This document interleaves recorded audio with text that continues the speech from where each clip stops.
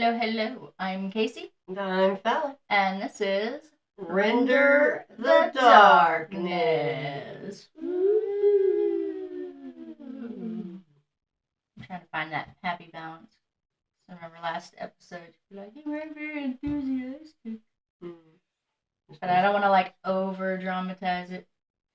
Alright, we're going to do our fun fact for this episode real quick, and this one is for my gamers out there, which is me. I'm a gamer. Did you know that Gears of War 2 was featured in The Walking Dead? If you go back and you watch the final episode of Season 10, you will see Negan playing Gears of War 2 on one of the flashback scenes. Interesting. I did not know that. I didn't know that either. All right. Take her away. Okay, so this is one of the episodes.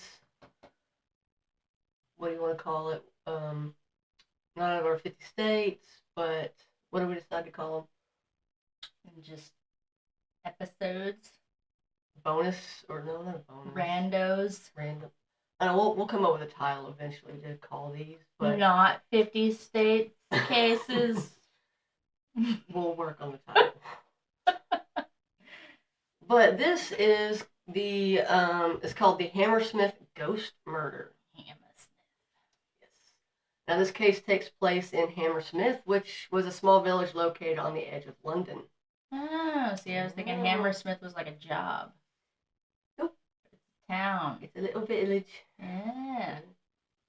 Now this small village at the time was being tormented by a ghost. In 1803, people started to complain about a terrifying form that was surrounded by a white shroud, scaring people and sometimes attacking them as well. Not nice.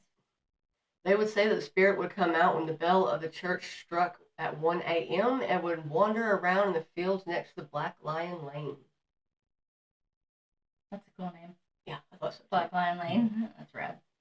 Now, the people of the village thought the ghost was of another villager that had taken his own life by cutting his throat a year before, and that ghost came from the cemetery at the local church of St. Paul's. Some people describe the spirit as being very large and all white, and it would scare people in the village and people that were just passing through. One story is that a wagon carrying 16 people and that was being pulled by 8 horses came in contact with the ghost, and it scared the driver so badly that he ran away, leaving the wagon behind with all the people and the horses. Ooh. And he just booked it. He's like, ghosted. Yeah. Haha, see what I did there? Poor people, though. Like, what the hell did they do? They were like, somebody learn how to drive this wagon. He's like, y'all are on your own. We've been abandoned. I'm out. I imagine they were more just like, what the hell just happened? Yeah. Where did our driver go? Now, another story is that a woman who was pregnant was walking by the church close to around 10 p.m. when she seen the spirit rise from a grave. Ooh. When she turned to run, the spirit grabbed her, and when it did, she fainted where she was. I would have also probably fainted where I was. Some neighbors found her a few hours later and took her home, and they say that the woman was so terrified by what had happened that she had actually passed away due to fear. Aww. That's awful. Now, on January 3rd, 1804, Millwood, who was a bricklayer, left his house in the later part of the evening wearing his work clothes that were all white, including his shoes. So, to many people, he actually resembled the ghost. That seems like a really brave outfit for a bricklayer. All white? Well, maybe because of, why not like navy blue or like beige, you know? I was going to say maybe because of the dust and stuff from like the cement, but that would be kind of like a grayish, wouldn't it? Or maybe back then it was white? I don't know. Did they use clay back then to lay bricks? Was that did they use cement back then? I don't know. I always thought they used like a red clay back before they used cement. I don't know. Oh, maybe. I wasn't alive back then. If I was, hope to God I wasn't focused on what they were doing to lay bricks. Now, there had been a few times that he had actually been mistaken for the spirit, and some of his family encouraged him to put on a coat of a different color so that people wouldn't make that mistake again, but he didn't want to and thought that he would be fine. Yeah. I could see that. That, and his mom was probably like, "Do you know how hard it is to get that out of your clothes? Please pick a different color." Now, on this day, he was going down Black Lion Lane, and he was spotted by Francis Smith, who was a customs officer. Smith got aggravated that no one from the neighborhood watch was able to find the ghost, so he decided to go to Black Lion Lane by himself, hoping to locate the spirit. When he seen Millwood, he claimed that he spoke to the figure twice, asking it to stop, but each time he didn't get a reply. He claimed that the figure kept coming at him, and because he became so fearful for his life, he shot at the figure, and when he went up to it, he realized he had actually killed a living person. Aww. Yeah. No. Now, Smith ran to find help, and those people told him that he had better go home, but a short time later, he was arrested for the crime. Okay, I'm just gonna say this. How different were the ghosts in that day than what we envision a ghost to be in this day, that they couldn't tell the difference between a physical being and a non-physical being? I don't know. Because even if he was wearing all white, he still had hands and a face and a body that was not iridescent or see-through. I was fixing to say ghosts have hands and faces, but yeah, but not iridescent. They're usually transparent. That's what I'm saying. If you'd let me finish my sentence, I'm getting there.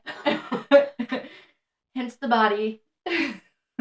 Like, literally the only thing that was like ghost-esque in the description of him at all was his white clothes. And I'm sure it was kind of like what they wear now, like a bodysuit kind of thing, right? Like maybe like a one-piece jumper. Is that what they call them? Like the painters wear, the jumpers or something? Yeah, like a coveralls or something like that. Whole, yeah, probably. Was the man drunk? The guy that shot him? Yeah, the guy who shot him. Was he drunk? No, he was just... He just genuinely couldn't tell the difference between a ghost figure and an actual living person? I mean... That's terrible. Now the coroner said that, let's see, hold on, I had to get my mind back here. Coroner said that the act was, quote, rash act of willful murder, and Agree. Smith had to stand trial at the Old Bailey. I would agree. Now, Smith said that, yes, he killed Millwood, but it was a complete accident because he thought he was the ghost and he would plead not guilty.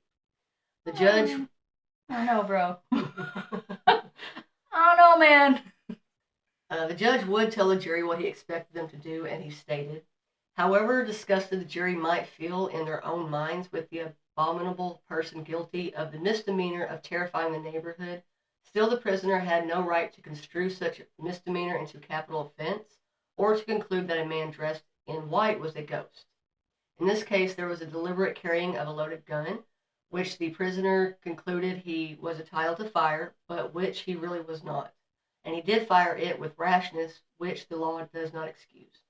In all the circumstances of the case, no man is allowed to kill another rashly, according to Library of Congress blogs. Good for that judge. Now, just to let you know, eventually people found out that the ghost was actually a person who was dressed up in a sheet. Oh. Yes, the trial made a man... So the ghost itself actually was a person. Okay, so now that changes that just a smidge. Yeah. That changes that just a smidge, because if the ghost that they were seeing did look like a person, because it was in fact a person, but you said he was in a sheet though. And that's completely different than a man walking around in a white suit.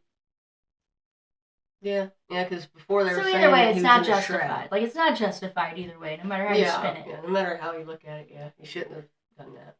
But the trial made a man named John Graham confess to being the one who was doing it. He claimed that he did it because some of the people who worked for him told his grandchildren ghost stories and it scared them, so he made the ghost up to get back at them. What? And some of the people that worked for him, they scared his grandkids by telling them ghost stories, so he... But why was he scaring everybody else, though? I don't know. Why did it become a community thing if he had a very specific... And also, I noticed that you said that the jury made him confess. What's that mean? What? You said the jury made him confess. No, I said the trial made a man named John Graham confess to being the one because... Oh, okay, I got you. But still, seems like you might have taken that one a little... Yeah, I mean, maybe he did it the first time and was like, oh, this is fun, I gotta keep doing it. Yeah, like maybe he got a kick out of scaring people. Yeah. And it's like, yeah, this is why they're telling my grandkids ghost stories. This is hilarious. Could have been. I don't know.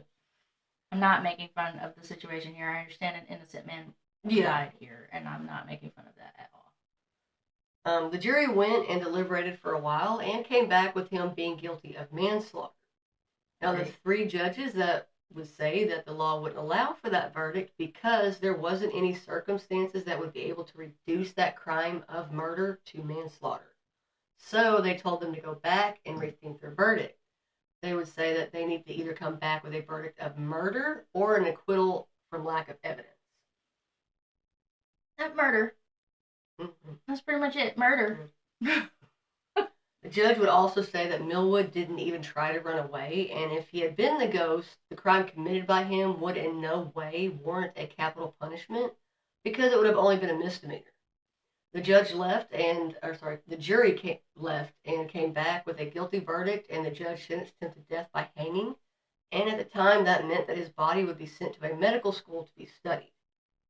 Oh, wow. They didn't get a choice back then? Nope. Oh, wow. A lot of people were very sympathetic towards Smith, knowing that he didn't mean to do what he did. He absolutely meant to do what he did. Yeah, I mean, he meant to absolutely shoot the ghost, but he didn't mean to shoot an innocent person. I mean, he didn't. Oh, man. I don't think he did. I just think he was scared, and people do crazy things when they're scared. I've been in a lot of haunted situations. At no point has my reaction ever been to pull out a weapon. Have you ever had a weapon? I've had plenty of weapons. In your possession while you've seen these ghosts? Absolutely. Like what? Well, like, for example, Grandma's bathroom. At any point, there was always a lighter and some hairspray. I'm just saying. Okay, yeah. A lot of people would say that he was a really nice person. Because so many people felt bad for Smith, Lord Chief Baron would say that he would go to the Crown and report what happened. He did, and the Crown gave Smith a pardon 3 weeks later. Oh, good Lord. With the understanding that he would have to go to jail for at least a year. Oh, my gosh. After the confession from John Graham, the ghost seemed to disappear, but in 1824, there were new sightings of the ghost, and this one could breathe fire. Ooh. Yeah. Okay, I'm just gonna back this up just a second. Mm-hmm. You should have named this case the case that's gonna piss you off. That is ridiculous. No matter how you spin it, this man blatantly shot an innocent dude in the broad daylight in the middle of the street, admitted to doing it, no confusion, all the evidence you need, and he got a year in jail. That is ridiculous. But it also goes to show you that our justice system hasn't really changed a whole lot. The ghost The ghost The ghost with the head. That's how we're going to tell all of our cases now. The ghost Done. That's it. That's our ghost case. There it is. The ghost I don't know why that reminded me of the tell me a dirty joke. The horse fell in the mud. Tell me a clean joke. The horse got a bath. I don't know. It reminded me of that. I have no idea where my brain went with that or why it connected it to that. But no idea. The ghost was seen less and less and eventually stopped being seen when the sightings of Spring-Heeled Jack started in the late 1830s, which was said to be a creature that a lot of Victorians believed to exist. And just to let you know, I will be doing a case on Spring-Heeled Jack.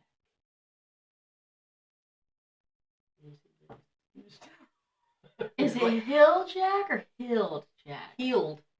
Healed. Like Healed. Heeled. Oh, like Tigger, like off the back of his feet? Oh, I was was trying to figure out what word you said. I was like, what? You can only just look at my screen. You said you normally do. Right in front of you. I was not this time. Sounds like I'm saying key. I like to do that one. Okay. Oh yeah, it will kill. Yeah. Except heal. But again, I will be doing a case on that. Please do. Yeah. It's going to be interesting. It sounds interesting. Now, 4 years after the trial, it was debated on whether a person could be held responsible for committing a crime against another person by mistake. Yeah. Now, when in 1983, a case came to court of R.V. Williams. He seen a man getting dragged by another man in the street. Oh. The man being dragged was calling for help, so William went to his rescue and actually hurt the man that was dragging him pretty badly. Well, come to find out that the man that William injured was apprehending the younger man because he was suspected of stealing. So William was convicted of assault, but the conviction was actually later overturned.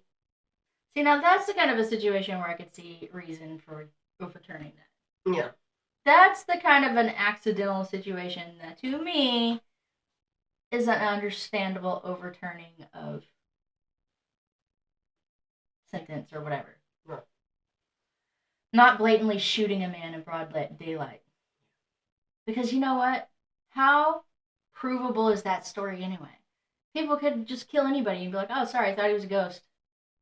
Well, I mean, at the time, they were being plagued by the ghosts. So, you know. Every town is being plagued by a ghost. Well, not every, but there's a lot. There's a lot of towns that could use that excuse. They're like, we've been plagued by a ghost for the last 300 years. Thought he was the ghost. I don't know. That's a pretty ridiculous excuse. That's a damn you being the reporter of this angry case. Now, Chief Justice Lane referenced the historical debate at the appeal that stated, the case raised issues of law which have been the subject of debate for more years than one likes to think about, and the subject of more learned academic articles than one would care to read in an evening. So, Was that the end of your case? I was like, well, you ended that in the middle of a sentence, didn't you? well, no, that's the end of it there, but... Oh. Well, was it a very... Yeah. But anyway, so that's the... I don't know why I just stopped it like that. It's okay. I was like, and go on. Nope, that's it. That's the end of it. I think what happened was I was actually supposed to put that above the trial of R.V. Williams, and then I was supposed to end with Williams was convicted of assault, but then the conviction was later overturned. So your notes was all miscombobulated. Yeah. Okay. But well, hey, you know, to each their own. If that's how we're gonna start ending these, I'm fine with it. They went to court, and then the jury went back to make their final decision. End the case. That's it. Oh yeah, I don't know exactly what happened. Yeah. That's it. It's blank after that. That's that was it. Like I said, I completely messed up there. It should have been above the R.V. Williams trial. I'm going to go ahead and recommend to us both that maybe we start proofreading this shit before we come out here and record it. So I don't think that you're the first one to do it, and I don't think it's the first time that that's happened. No, probably not, because I'm just like, no one would care to read it in the evening. I don't even think you expected that to be the last sentence. You were like, I know I wrote some more shit, and that's ready to go. Yeah, I don't know what happened. I went to go look at my notes. Okay. These are your notes? No, like on paper. Oh, your paper notes. Yeah, my paper notes. Because I actually write this down on paper. You probably ended it this way and then put a giant note at the bottom of it. It was like, but don't end the case on this. Yeah, put this here. Yeah, that's probably what happened. Oh, but hey, I'm human. It happens, you know. She claimed she's human. We're not 100% sure about that. I was so hoping your finger would go up your nose. Why would I put my finger up my nose? You know? Accident. Who knows? Yeah, I'm just gonna You like, never accidentally slipped your finger up. never accidentally jabbed myself in the nose. Going, shh. I have. Terrible experience. Oh my gosh. That's hilarious. I mean, it probably sucked at the time, but right now it's hilarious. I can picture you doing that. I did, actually. But yeah, okay. Well, interesting case, and I am really excited to hear your case about old Tigger. That's where you're going to name him Tigger. Well, unless it's an awful case, and then I'm going to feel like a dick. I don't know. I haven't looked into it yet. Me neither, so that's why I don't feel like a jerk right now. Spring-heeled Jack. I mean, come on. Spring-heeled. Heeled Jack.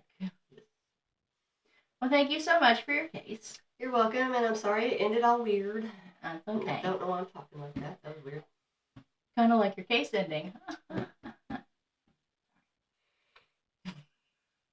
But, alright, that's it for us for today. Yeah. Look at us, stepping away from the United States. We're just doing that a little more regularly. That was nothing wrong with the United States cases at all. We live here. Get it. But it's really fun to kind of step away from it and adventure into other parts of the world here and there. So, that was really cool. It was a really good case. I mean, it wasn't cool because an innocent man died, but it was a good case. It was definitely interesting to see what, happened in the trial.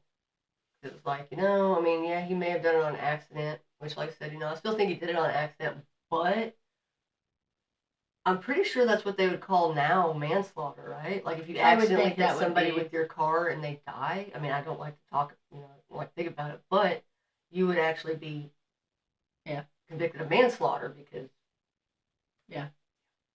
So I don't know why back then. I don't know when manslaughter actually became a thing. I don't know. Hey, maybe we could do a case on that. Like the different degrees of murder and when they became those degrees and why they're considered those degrees. Yeah. It'd be interesting to learn more about. Yeah. Because I don't know. I don't really know either. I mean, I know the difference between, like, first degree manslaughter. Yeah, I know the difference between them, but I don't know when they became that level of what they are and all that stuff. Yeah. Anywho's, well, we appreciate you sticking with us. I don't know. It's Friday. Okay. Thank you guys so much for hanging out with us. And now you know what day we recorded this. Yeah. It's Friday. It's Friday for us recording it. It's not going to be Tuesday until you guys see it. So, but so see you Tuesday. That's confusing. Why'd you add that part? Because it comes out Tuesday, so we will see them Tuesday. They'll see us Tuesday. Yeah. But we will be recording on Tuesday. Right now we're live. By then we'll be just a recorded video, well edited on their screen. So they'll see us on Tuesday, but we won't see them on Tuesday. But we're still recording on Tuesday. So. Well, yeah, but that won't be the case that comes out on Tuesday. That'll be the case that comes out on Friday. And we will still see you. We're going to see you. Yeah. We're going to see you. Trying to make things all combobulated and confusing, and so just... I don't mean to end this case abruptly, but I do have boiling eggs on the stove. Oh, yeah. Okay. Thank you guys for hanging out with us. As always, we really appreciate the support. Please give us a like, a share, a follow, a subscribe. If you have any comments, questions, feedback, anything like that, case recommendations, feel free to reach out on us. Reach out to us through any of our social media or our YouTube or our website or Facebook. Thanks for reaching out on me. I appreciate that. Anyway, thank you guys so much. We are Render the Darkness. Bye.